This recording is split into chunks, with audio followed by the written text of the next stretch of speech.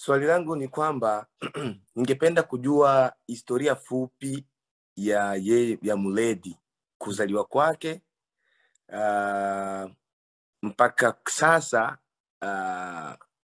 maendeleo yake yakoje ya kimwili kwanza, na makao yake kwa nini yako Ufaransa yasiwe Afrika, yeye kama mkombozi wa Afrika. Premièrement, j'aimerais savoir concernant Muledi, j'aimerais savoir la naissance. Ça, comment tu continues, pourquoi toi tu es le sauveur de la race noire, c'est ce qu'il dit, et pourquoi tu es ici en Europe? Pourquoi je suis en Europe? Pas là-bas en Afrique, là où il y a le noir. Pourquoi je suis en Europe, là où il n'y a pas... Ouais. Donc, tu as Bible avec toi?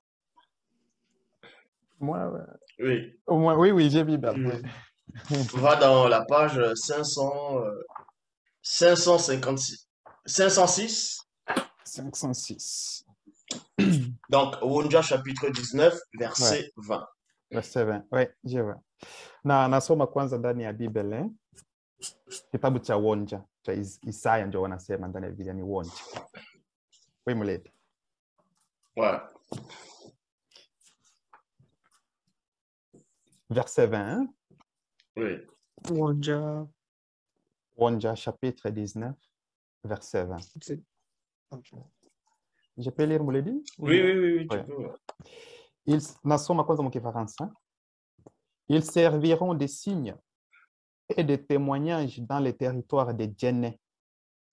Les non-initiés de Djenné, qui ayant été visités secrètement dans leur esprit par la parole libératrice, crieront à l'aube à cause des démons religieux et guerriers de haut rang, de l'oppression et du mensonge de Blanc et de sa mêlée, et par la manifestation de sa grâce, l'aube leur enverra un grand sauveur avant le vieil statut de pyramide et la mauvaise représentation de la démon sphinx des territoires de Djenné, ainsi qu'un grand défenseur après le vieil statut de pyramide et la mauvaise représentation de la démon sphinx du territoire de Djenné pour le délivrer. D'accord.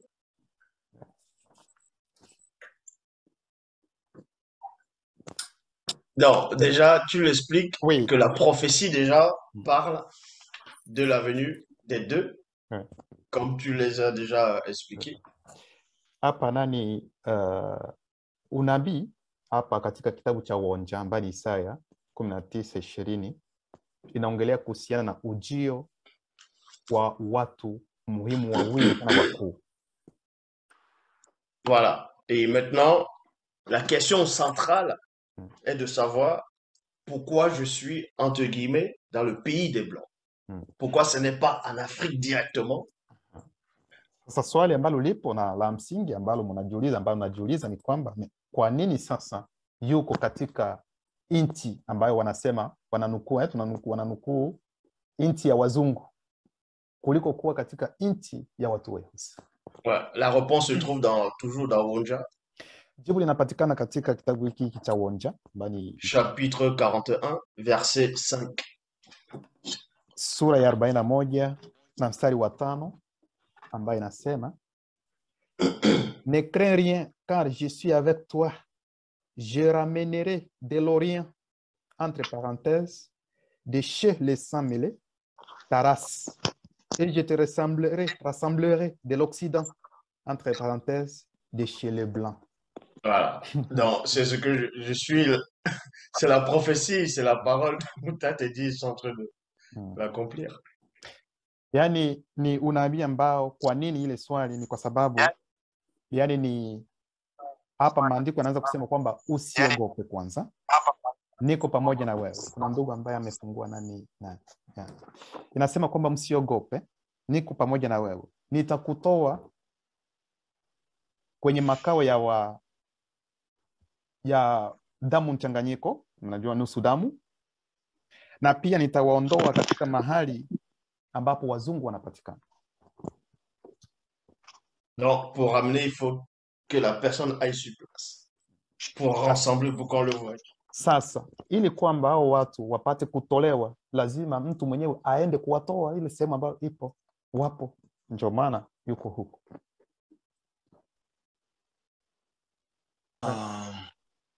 C'est bon? Sawa, Ni vizuri. ndiyo. Kwa hiyo ina maana kwamba lengo lake la kuwepo huku ni kutoa wale weusi na damu mchanganyiko waliopo huku bara za Ulaya. Wakishawatoa ataenda kuishi Afrika. Bon, nitaeleza kwanza vizuri, sio kuwatoa wa damu mchanganyiko, bali wale weusi walio katika mahali ambapo damu mchanganyiko wanapoishi na wazungu, yani weusi walio pale, ndio lengo la kuwatoa. Hicho ndio kitu. Na kutoa ndio swali yako sasa, ni kuwatoa ili kuwapeleka wende kuishi kule nyumbani, ndio namaliza. Na kiakili au kuwatoa kimwili. Okay. Donc de les ramener de quelle manière? Donc ça c'est physiquement ou bien c'est intelligemment, donc c'est ça. Voilà. Pour les ramener, premièrement, c'est d'abord spirituellement. Donc, les ramener à la source de la foi ancestrale, c'est-à-dire la spiritualité ancestrale. Kuwaleta kwanza, kuwatoa kwanza ni kiroho. Yani kuwapeleka katika chanzo halisi cha kiroho. Hicho kuwatoa kwanza. Hicho ndio kitu cha kwanza. Donc, et ensuite, ça va être intellectuellement, moralement, spirituellement. Alafu pili itakuwa sasa kimaadili, kiusomi, hayo mambo yote ndio atafuata sasa baadaye. Ouais. Sawa. Et, oui.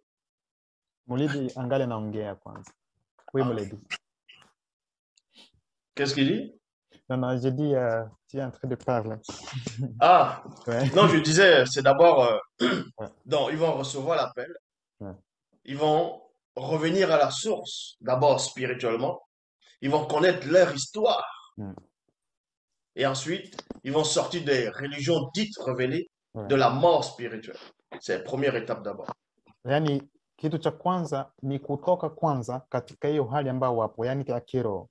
Yani wenyewe kwanza wajitambue, wajijue kwanza, wajue historia yao. Watoke katika hizi dini ambazo zinasemekana kwamba ni dini ambazo zimefunuliwa. Watoke kwanza. Na hayo kutoka sio kwamba labda kinaweza kutembea. Hicho ndio kitu kwanza cha kwanza. Hicho ndio kitu cha kwanza ili warejee kwenye chanzo halisi. C'est bon? Ni vizuri François, umeelewa kidogo? Ndio naelewa. Kwa hiyo Je comprends. Nyumbani tunaendelea kuja huku Ulaya. Je, ikoje hiyo hali? Kwa sababu mpaka sasa tunaendelea kutoka Afrika kuja huku Ulaya.